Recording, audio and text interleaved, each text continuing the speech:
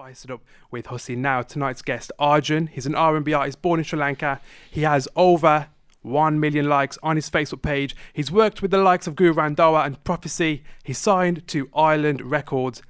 You know he's big. And also his debut album came out. Yeah, debut album. He's been out for a couple of years now, I'd say. But debut album came out 2nd of March. It's called Closer to Home. Welcome, Arjun. How are you? Thank you very much. Amazing intro, man. Thank you. I worked on it. So I want to speak to you about the debut album.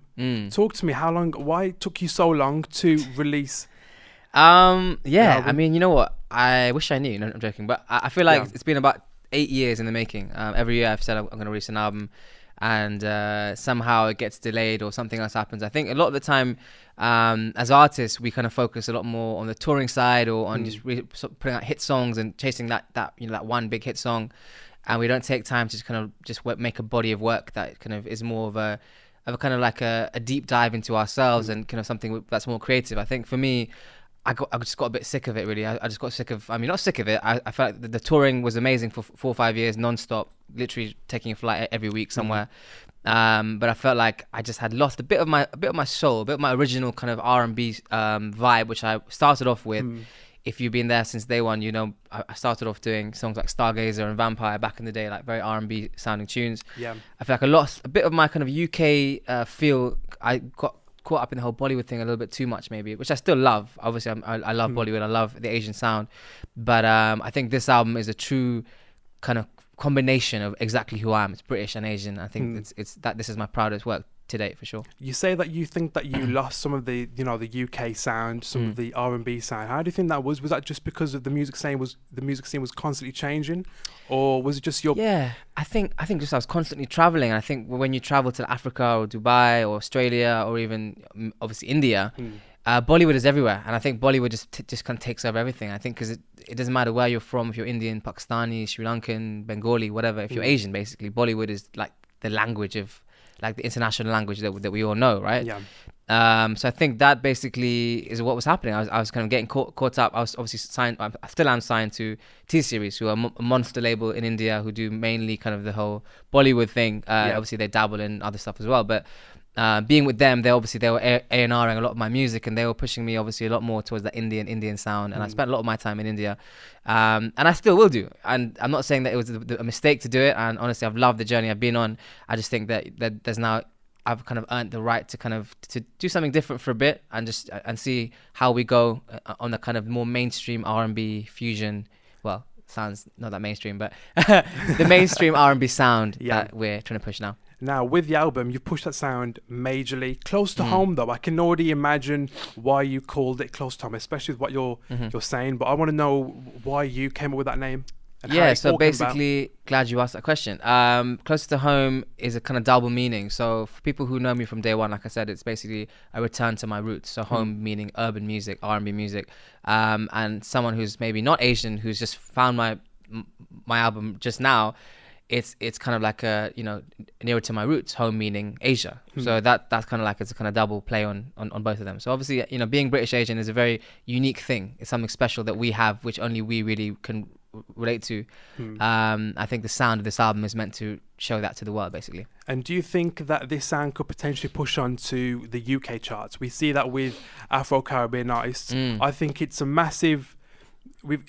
it'll be massive to do something like that, but we've already saw it with this Afro-Caribbean sound. Yeah. You include that on your album. Do you think that this could be something that could push out to the charts? Because I think it could. I think we've seen waves of like Spanish music like killing it for months on end. We've seen African music, Afro beats, like massive across the world. We've seen K-pop, Korean music, like we've seen all kinds of different styles of music. And at one point we had Asian music really, really, not dominating, but just, as a mainstream thing that, back in the days of Rishi Riches and Punjabi MCs, that sort of heyday, Jay Sean, that heyday of like Asian, culture explosion, that was a great time. I think, it's about time that it comes back. I think that sounds now, the world is connected because of the internet, because of YouTube, because of whatever else. Anything can be big. And I think, if we have enough of a scene and enough of a movement behind it, I believe it can be a mainstream What do you think it will take to do something extraordinary to hit that, the UK charts? Do you think it's just promotion and that kind of thing, or it would require Asians to be less cheap and buy music. No, I'm joking.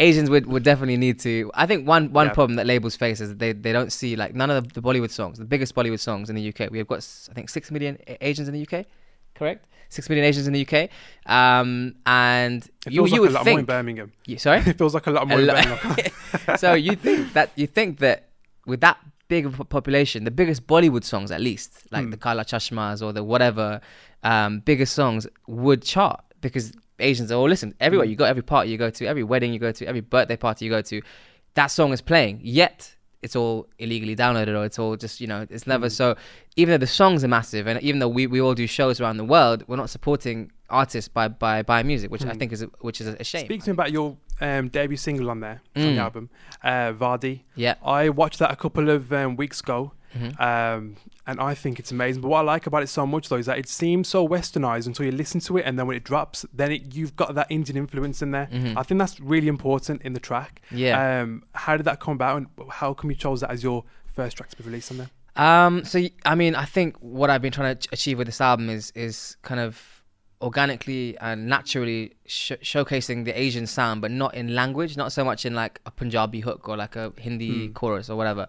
It's just basically a more subtle way of kind of in the production, because I'm a producer as well. So a lot, I mean, I didn't produce all of the album, but I co-produced a lot of the songs. Just getting that kind of ethnic vibe in there, but just making it a cool kind of bass-driven, like kind of cooler, more modern ethnic twist to it, basically. And I think Vaadi, the reason why I picked that song first, I'm actually half Tamil, so that song samples an old South Indian Tamil song. And that to me is I think there's been a lot of Punjabi music and North Indian music. There's not been much South Indian and Sri Lankan music kind of used in the mainstream, I think, and even in our scene in the UK. So I think it's just like a bit of a nod to my roots, and just paying homage to where I come from. I just love that horn, that na na na na na, that thing. I just think it's mad catchy. And I think music is a universal language, and languages can change, but the vibe of it can translate across boundaries. I think that with that song, we're doing a few mixes of it, and hopefully, with the next version. Who's going to be on these remixes? We Can you say anything? Can't disclose. We're still in talks with people, but hopefully someone. Do you think that this guy behind me is the person to ask? I think we need to ask Harry about it. He's not going to say anything, is he? No chance. Put some pressure on him now. With the Afro-Caribbean sound, we know it's big. You've included that onto your album as well. Yeah. You must have heard, Kojo Funds, Mo Stack, J Huss. Yeah. Would there be any chance of working with the likes of them in the future? Yeah, you know what? I think right now is an amazing time for the UK urban scene. I think they're all having their moment. I think at the moment they all think that a Drake collab is possible, and they're all doing massive things. I think there will be a time when someone like Steel Bangles, for example, being an Asian guy, he's kind of crossed that bridge. But I think there will be a time when a really big urban act from the UK and a big Asian act do a massive song, and it goes worldwide. But I'm actually thinking a bit more US than UK for my sound. I think because of the vibe that I go for is a little bit more R&B.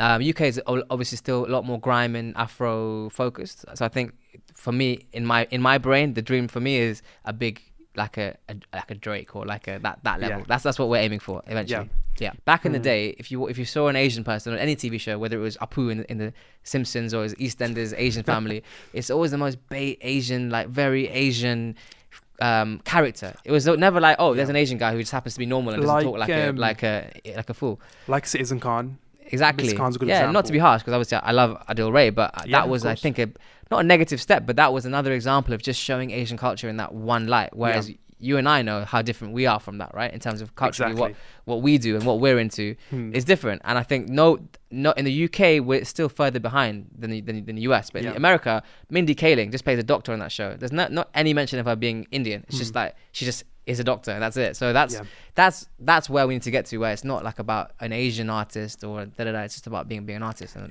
it's a really good point you make, because I even watched some documentaries about Asians. A lot of them are on terrorism. I think in a way it's right, because you're educating the people that probably are a bit oblivious to it. But in another way, you're putting the light in the negative way for Asians. So I think there should be a bit more of a positive outlook. That tends to be the case for a lot of my Muslim friends. Have to tell me this as well, that they just think all they ever see is anti-Islam. A friend of mine is an actor in New York, and he basically goes for auditions, and all he ever gets cast for is like Arab terrorist, and it's because he's a brown face. So, I mean, it is what it is at the moment.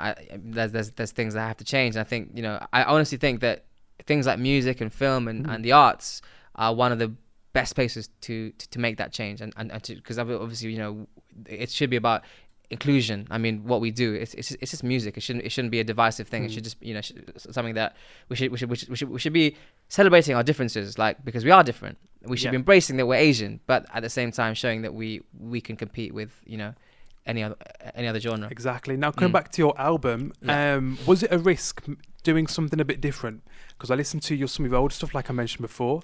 Yeah. A lot, very R&B-ish. Very similar to, I'd say, Justin Timberlake, a bit of Trey Songz, and that's what I'd probably compare you to. But now, a lot more urban, you know, Asian influences. Was that something that your older fans wanted to hear? Was this something that you thought, no, this is going to be a project I want to make? Yeah. And if you really like me, you'll like this sound as well. Yeah, I think it was the latter more so. I think it was basically a lot of my fans in the last 3-4 years have known me for the Bollywood fusion stuff. So a lot of the Hindi remixes, a lot of the Punjabi fusion songs like Suit, for example, with Guru.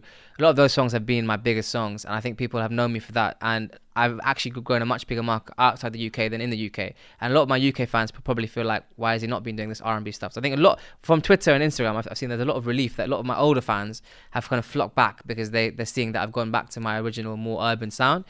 Because they probably find the Bollywood stuff too cheesy for them or too whatever. It wasn't their taste. But obviously now the main task is to try and educate the fans in India who may not like R&B music so much, is to kind of bring them on board. And I'm seeing, touch wood, a great response. And I'm, you know, the aim as an artist is not just to do what people want to hear from you, is to try and educate them and to try and elevate the scene and try and push things forward. You know, I think, and for me, this album was that. It was just trying to be something different, something that's more of a statement. And obviously I will still be doing Bollywood fusion stuff, and I'll still be doing, you know, Punjabi songs, and I still love them, and they're great. And you know, I love all music. So for me, as a producer, first and foremost, I can listen to a garage song, I can listen to a house tune, I can listen to a rock song, I can listen to a jazz song, and I can love them all. So that's why I think for me, I'm able to kind of juggle these worlds and come back to things at different times. Yeah, you mentioned Bollywood there.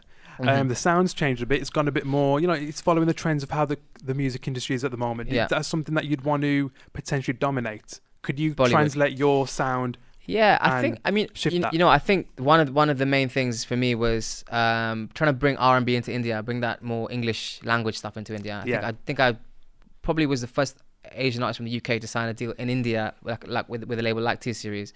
People like Jay Sean, as you mentioned, obviously have done massive things in America, had #1 singles in America, and done a lot in the Western side. But coming from the UK and going to India with English language, obviously a lot of our Punjabi acts have done lots of good stuff there, lots of, you know, Bhangra tunes. But to bring English language on an Indian label where there actually never had been anything English on T-Series before, that was my kind of task, was to try and make Indians appreciate what we do over here. So and I think, you know, for me that was phase 1. Phase 2 is now try and make non-Indians like Asian, like the more fusion music. So I mean, but Bollywood is amazing. I think, you know, sometimes I feel like it is a bit watered down, like some of the older Bollywood songs had a lot more meaning to them. But at the same time, when you go and you meet these guys, the production levels are just amazing. Like the sounds, sonically, where they're at, they're on the same levels as the Timbalands and the Pharrells. Like they're just amazing orchestrations and strings. And there's a lot of talent in India. There's no doubt. There's so many amazing singers, like incredible talents. And I will never turn my back on India. And India is super important for me, as is the whole of Asia. And, you know, so that will always be part of who I am. Yeah, for sure.